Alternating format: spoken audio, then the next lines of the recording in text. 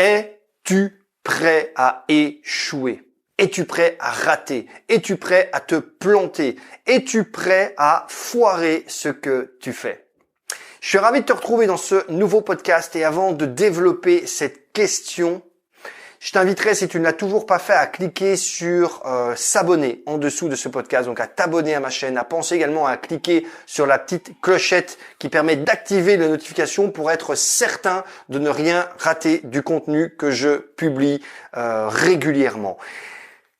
Es-tu prêt à échouer? Cette question peut sembler bizarre, peut sembler étrange quand on part dans l'idée de créer un business. On devrait se dire, on doit être optimiste, on doit penser à la réussite, on doit penser à l'argent qui va couler à flot sur nos comptes. On ne devrait pas penser à l'échec, on ne devrait pas penser au fait de se planter, on ne devrait pas penser au fait de rater. Et pourtant, si.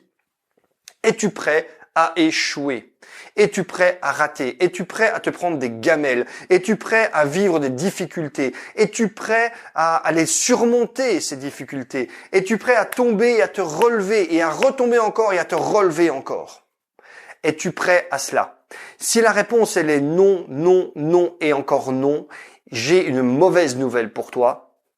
Il y a peu de chances que tu puisses réussir un jour. Parce que effectivement, le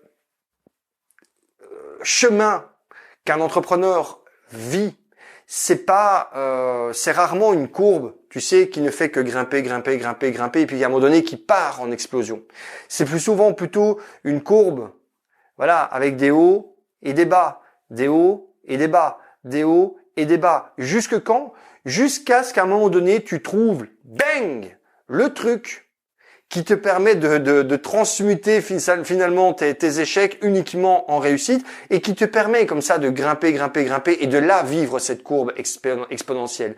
Mais il est très rare de rencontrer des entrepreneurs, de discuter avec des entrepreneurs qui disent « écoute, oui, moi j'ai lancé mon premier business et dès mon premier business, boum, boum, ça a cartonné. » Tu en as. Je sais qu'il y a des gens, et d'ailleurs, n'hésite pas à commenter, ça me ferait très plaisir. Il y a des gens qui vont dire, oui, mais non, Olivier, c'est de la connerie. Moi, je connais des gens qui, patati, patati, patata. Ok, très bien. Deux choses. Un, je dirais, est-ce que tu les connais personnellement? Est-ce que tu as discuté avec eux? Et est-ce que, effectivement, ils t'ont montré que dès leur premier truc qu'ils avaient lancé, boum, c'était un carton? Première chose. Si c'est des choses que tu vois sur le web, attention, c'est pas toujours vrai.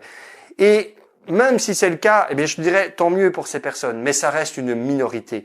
La majorité du temps, la majorité des entrepreneurs, que ce soit des personnes qui ont une réussite, mais on va dire, tu vois, une réussite traditionnelle, ou que ce soit les personnes qui ont des réussites fulgurantes, prends comme Amazon ou prends Steve Jobs, etc., etc. Ce sont des personnes qui ont toujours vécu des galères à un moment donné et qui étaient prêts à vivre ces galères, qui étaient prêts à prendre le risque de vivre ces galères pour réussir à accomplir leurs rêves. Si toi, ce que tu veux, c'est avoir une sorte de garantie, d'avoir une sorte de garantie sur facture que ça va réussir, etc., etc., ne te lance pas, parce que tu ne pourras pas avoir ces garanties. Bien entendu, si tu acceptes de te faire accompagner, si tu acceptes de te faire former, tu mets plus de chances de ton côté pour atteindre cette réussite. Mais c'est quand même pas une garantie. Moi, quand j'ai des personnes qui travaillent avec moi, les personnes qui travaillent avec moi en accompagnement, je leur explique, je leur dis, est-ce que je fournis une garantie, entre guillemets, satisfait ou remboursé, ou réussite ou remboursé? Non. Je ne fournis pas cette garantie. Est-ce que c'est parce que je ne suis pas certain du processus que je propose? Non, c'est pas ça. C'est simplement parce que il y a un élément fondamental dans la réussite. C'est la personne que j'accompagne. La personne que j'accompagne, si cette personne-là ne met pas correctement en place le processus, si cette personne-là ne vit pas suffisamment par passion, par plaisir, n'a pas suffisamment de patience et de persévérance pour mettre en place ce que je lui demande de mettre en place, ça ne fonctionnera pas. Si cette personne-là n'est pas prête à accepter que la première chose que l'on met en place ne fonctionne pas et qu'il faut recommencer à zéro sur une base nouvelle, qu'elle n'est pas prête à faire cet effort, ça ne fonctionnera pas. D'accord? C'est ça qui est indispensable et qu'il faut effectivement comprendre. Donc, es-tu prêt à échouer? Je te pose la question, commente, utilise les commentaires en dessous du podcast. Dis-moi, est-ce que tu es prêt à échouer? À quoi es-tu prêt potentiellement aussi à renoncer? C'est un élément sur lequel j'ai déjà... un élément que j'ai déjà évoqué dans un précédent podcast. À quoi es-tu prêt à renoncer? pour ta réussite. D'accord? À quoi es-tu prêt à dire non pour donner toutes les chances de réussite à ton business? Commente également. Dis-moi un petit peu ce que ça t'évoque.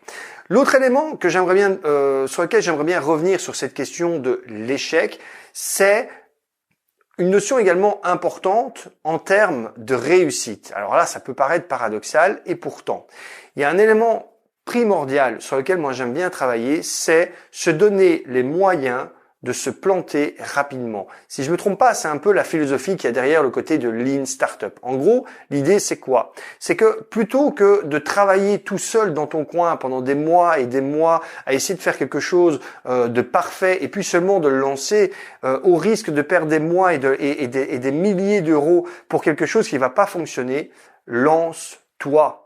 N'aie pas peur de te planter. N'aie pas cette crainte de rater. N'aie pas cette crainte d'échouer. Lance-toi. Bien entendu, avec un minimum de préparation. Bien entendu, avec un minimum d'intelligence. Ok? Mais lance-toi rapidement. Donne-toi toutes les chances de te planter rapidement. Parce que si tu lances quelque chose et que rapidement tu obtiens un feedback, un résultat négatif, c'est un feedback important. Tu sais que là, tu t'es planté quelque part. Mais c'est pas grave. T'as pas perdu beaucoup de temps, t'as pas perdu beaucoup d'énergie, t'as pas perdu beaucoup de motivation, t'as pas perdu beaucoup d'argent. Donc tu as encore dans tes réserves de tout ça, t'en as encore sous le pied, comme on dit. Tu sais encore dire, ok, c'est pas grave. Je passe à autre chose. Ça, j'ai essayé, rapidement, j'ai vu que ça marchait pas. Ok, c'est pas grave, je teste autre chose. Tandis que si pendant des mois et des mois et des mois, tu mets toute ta motivation, toute ton énergie, tout ton temps et peut-être tout ton capital financier dans le développement, la création d'un projet et qu'après tu le lances et que malheureusement ça fait un flop, tout sera vide. Toutes tes caisses seront vides. Tu n'auras plus d'argent, tu n'auras peut-être plus de temps. Ok, prends le cas, je sais pas, moi, si tu fais partie de ces personnes qui ont une rupture conventionnelle et qui arrivent en fin de droit, ben peut-être que tu arriveras en fin de droit et que tu n'auras plus le temps de lancer autre chose, que tu seras peut-être là du coup obligé de retrouver un job qui va te faire chier, mais tu seras obligé pour pouvoir faire bouillir la marmite, comme on dit. Ok, tu n'auras plus d'argent, tu n'auras plus de temps. T'auras plus d'énergie et de motivation parce que tu vas dire, ah, purée, quoi. Des mois que je pense là-dessus, des mois que je bosse là-dessus. J'avais mis tous mes espoirs là-dessus et ça merde. D'accord? Donc, c'est réellement important de te poser cette question. À quoi es-tu prêt à échouer et es-tu prêt à te donner toutes les chances nécessaires d'échouer rapidement? Donc, comme chaque fois, ça me ferait très plaisir d'avoir ton commentaire, que tu réagisses par rapport à ça. Ça me ferait très plaisir également d'avoir ton like ou ton dislike pour me donner un feedback par rapport à ça. Pense également à découvrir dans la description de ce podcast le lien, le tout premier lien que je mets dans la description. Clique dessus, inscris-toi à mes contacts privés. Tu recevras un cadeau, un bonus, c'est quelque chose de totalement offert et puis ça nous permettra d'être en relation beaucoup plus intime, si je peux me permettre par rapport à ça. Je te dis à très bientôt, passe une excellente journée. Ciao.